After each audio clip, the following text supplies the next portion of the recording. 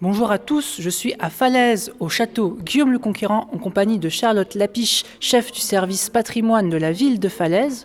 Bonjour. Bonjour. Est-ce que vous pouvez nous en dire un petit peu plus sur ce château de Falaise ? Alors oui, donc le château de Falaise, c'est un château qui sort du paysage car il est bâti sur la fin du massif armoricain. Donc lorsque vous arrivez à Falaise, vous êtes déjà étonné et vous avez cette géographie particulière sur laquelle donc est posé le château et qui va également s'étendre sur la ville de Falaise qui est une ville fortifiée et les deux assemblées comportent plusieurs kilomètres de remparts et une cinquantaine de tours d'enceinte.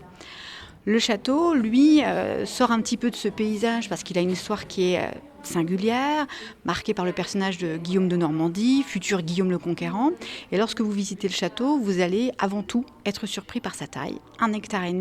Et la visite couverte comprend la visite de 3 donjons. Donc on a la particularité là dans ce site exceptionnel de l'architecture normande et française d'avoir non pas une seule tour forte, mais 3 tours fortes avec 2 grands donjons quadrangulaires qui sont des donjons palais et une tour philippienne. Tout ça dans un espace-temps très très réduit puisqu'on est juste au XIIIe et au XIIe et au XIIIe siècle. Donc ça se passe très très vite. Et c'est ce qu'on essaye de mettre en valeur lors de la visite, cette architecture anglo-normande, plantagenet et française de l'époque médiévale. Des choses que vous essayez de mettre en lumière. Et là, justement, nous nous trouvons dans le petit donjon, dans une reconstitution, dans une évocation de ce que l'on pouvait y trouver à l'époque, c'est ça ? Oui, dès que vous visitez le château, vous allez rencontrer des volumes qui sont vraiment très importants.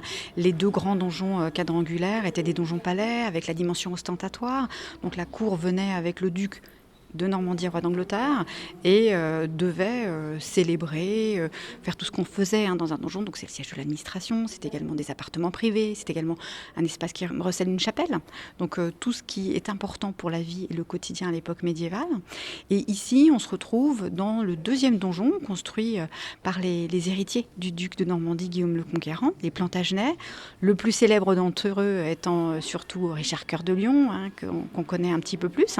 Et dans ce petit donjon, on va avoir une scénographie qui est sur la base de l'évocation de mobilier disparu, avec le lit, le trône, les rideaux, et par l'intermédiaire de l'outil de visite que l'on procure à chaque visiteur, la tablette tactile, on a la possibilité, dans chaque espace, dont celui-ci, de voir à quoi pouvait ressembler la pièce à l'époque médiévale.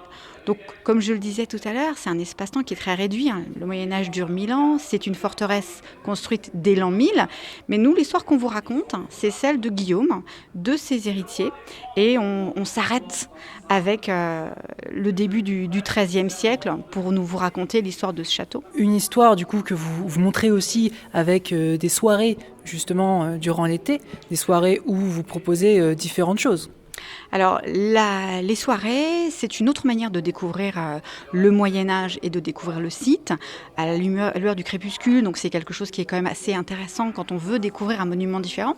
Et on a des médiations. Donc, on va vous raconter en juillet et en août cet été, les mercredis et les vendredis, des histoires différentes. Donc, que ce soit le récit de la bataille d'Hastings, qui permet donc de comprendre de quelle manière Guillaume de Normandie a conquis l'Angleterre, mais aussi la cuisine, les plaisirs sucrés salés du Moyen-Âge. Une soirée jeux seigneuriaux, donc on peut jouer aux échecs en rétablissant les règles du XIIe et du XIIIe siècle.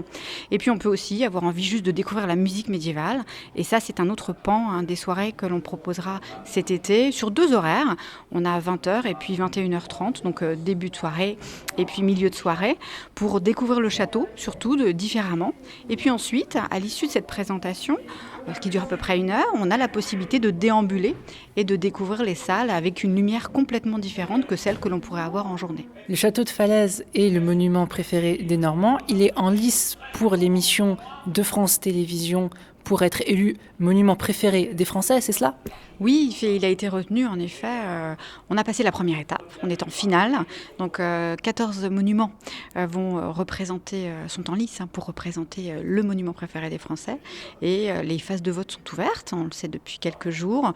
Et jusqu'au 22 juillet, en allant sur le site de France Télévisions, on peut choisir un monument. Et pourquoi pas le château de Falaise, qui est un monument insigne de l'histoire de Normandie, de l'histoire de France. Je vous remercie. Mais je vous en prie, et donc à très bientôt à Falaise.